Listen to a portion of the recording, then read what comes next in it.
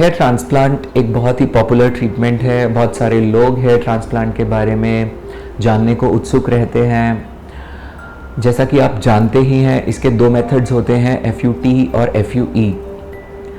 तो अक्सर एक कॉमन परसेप्शन बना हुआ है कि लोग सोचते हैं कि FUE लेटेस्ट टेक्निक है। FUE ज़्यादातर क्लिनिक्स जहाँ भी पूछें तो वो सिर्फ FUE करते हैं और बताते हैं कि FUT में बहुत बड़ा स्कार आ जाता है, FUE लेटेस्ट है, इसमें कोई स्टिच नहीं लगता, कोई स्कार नहीं बनता। आप हेड शेव ऑफ करके घूमना चाहें तो आप हेड शेव ऑफ करके घूम सकते हैं और बहुत अच्छी डेंसिटी आप अचीव कर सकते हैं।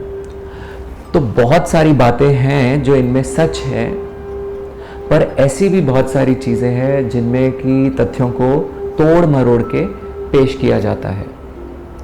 आपके लिए ये जानना और समझना ज़रूरी है। यदि आप चाहते हैं कि आप जो डिसीजन लें बाद में आपको उस पर पछतावा ना हो, तो आप ज़रूर देखिए इस वीडियो को आखिर तक, आपको बहुत सारी जानकारी मिलेगी। दोनों मेथड्स के कुछ फ़ायदे हैं, कुछ लिमिटेशंस हैं, पर हम यदि पहले ही डिसाइड करके बैठ जाएंगे कि यही मेथड अच्छा है, कोई भी मरीज़ आए, किसी भी ग्रेड का, किसी भी ग्रेड ऑफ बाल्डनेस का मरीज़ आपके पास आए, कैसा भी डोनर है, उनका पतले बाल है, मोटे बाल हैं, हमने तो डिसाइड कर रखा है कि हम तो यही मेथड करेंगे, चाहे उस बंदे को इसकी ज़रूरत हो चाहे ना हो, हम तो यही मेथड करेंगे क्योंकि हमें तो यही आता है। Does it make any sense? No. It's about you, it's about your hair, it's about your future. चलिए एग्जाम्पल्स के ज़रिए समझाता हूँ।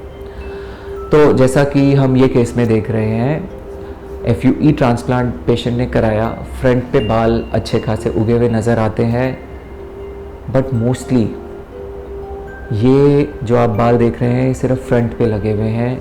प्री पिक्चर्स में जब आप देखते हैं तो सर को नीचा करके दिखाया जाता है, पोस्ट पिक्चर में जब आप देखते हैं तो सर को ऊपर कर कर दिखाया जाता है और ऐसे लगता है कि बाल पूरे सर में आ गए, नहीं आए, पीछे खाली है। ऐसे में पेशेंट्स को बता दिया जाता है कि ये आपका कई स्टेप में होगा, एक बार में इसको भरना पॉसिबल नहीं है। ये बहुत बड़ा झूठ है। काफ़ी ऐसे पेशेंट्स होते हैं जिनमें एक बार में आप पूरा भर सकते हैं यदि आप कंबाइन करें FUT और FUE को। FUT आपको बहुत ज़्यादा संख्या में ग्राफ्ट्स देता है सेफ जोन से एज़ कम्पेयर टू FUE, जिसमें कि अनसेफ जोन में भी आपको जाना पड़ेगा और तब भी आप वो संख्या ग्राफ्ट्स की नहीं निकाल सकते। और वीडियोस में मैंने ये सेफ जोन और अनसेफ जोन के बारे में बताया है, ग्राफ्ट्स की संख्या में क्या फ़र्क होता है उसके बारे में बताया है, क्वालिटी ऑफ ग्राफ्ट्स में क्या फ़र्क होता है उसके बारे में बताया है। तो अब ये पेशेंट में एक फ़ायदा FUE में क्या रहता है कि ग्राफ्ट्स में फैट टिश्यू कम होता है, जैसा कि आप इस पिक्चर में देख रहे हैं। तो ये ग्राफ्ट पतले ग्राफ्ट्स होते हैं, तो इनको आप पास पास प्लेस कर सकते हैं, जो कि काफ़ी बड़ा एडवांटेज है। दूसरा, इन ग्राफ्ट्स में चेरी पिकिंग होती है FUE में, यानी कि आप सेलेक्टिवली जब निकाल रहे हैं तो मल्टी ग्राफ्ट्स निकाल लिए जाते हैं। तो जब FUE से एक्सट्रैक्शन किया जाता है तो सेलेक्टिवली मल्टी ग्राफ्ट्स को निकाला जाता है, यानी कि वो ग्राफ्ट्स जिनके अंदर 2, 3 या 4 बाल हैं।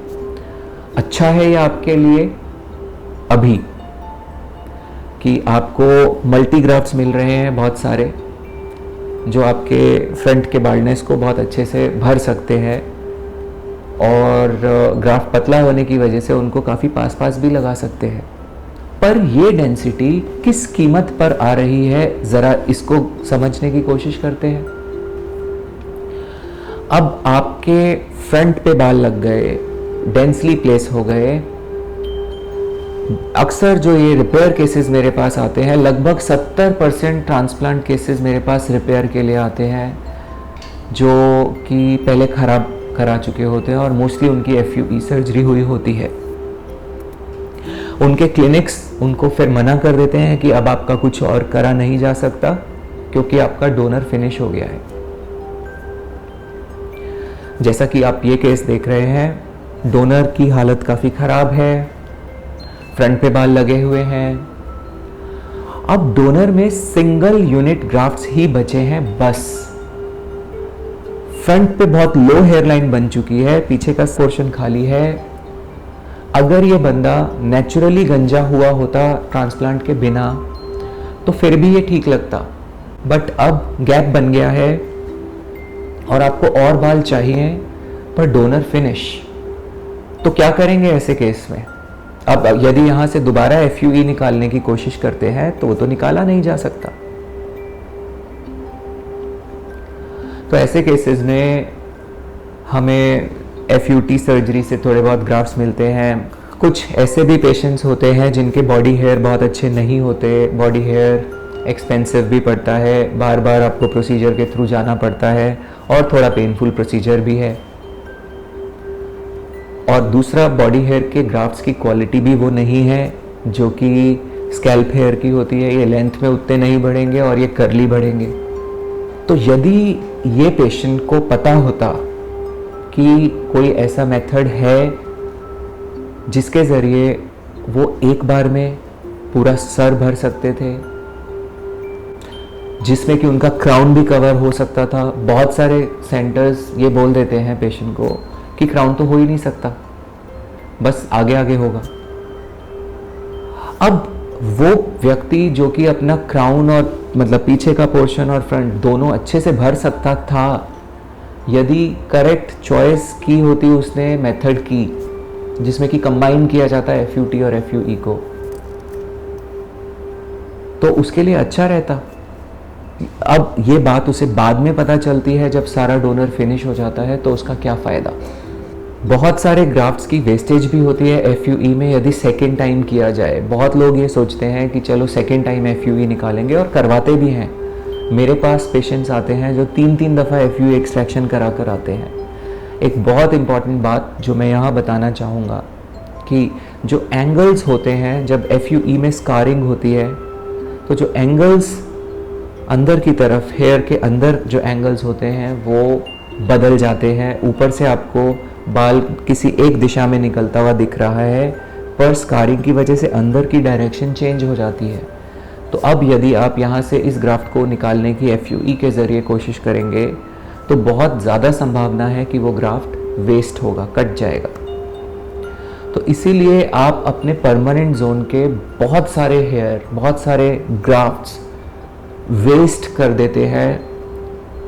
आप सब कुछ वापस पा सकते हैं, पर आपका डोनर इस लाइफ के लिए फिक्स्ड है, ये वापस नहीं आएगा। ये वीडियो बनाने का मकसद भी यही है कि लोग जाने कि क्या मेथड है जिनसे कि उनकी प्रॉब्लम का एक लॉन्ग टर्म सॉल्यूशन अचीव किया जा सकता है, बजाय इसके कि सब यही कर रहे हैं, चलो हम भी यही कराएंगे क्योंकि सब यही करते हैं, सारे डॉक्टर यही बोल रहे हैं, सारे क्लिनिक्स यही बोल रहे हैं, या फिर चलिए यहाँ पर इतने रुपए में हो रहा है, वहाँ इतने रुपए में हो रहा है। यहाँ आप कितनी बड़ी कीमत पे कर रहे हैं अपने इस सस्ते ट्रांसप्लांट की, ये आप जानते भी नहीं। यदि जानेंगे तो आई एम श्योर आपको समझ में आएगी बात।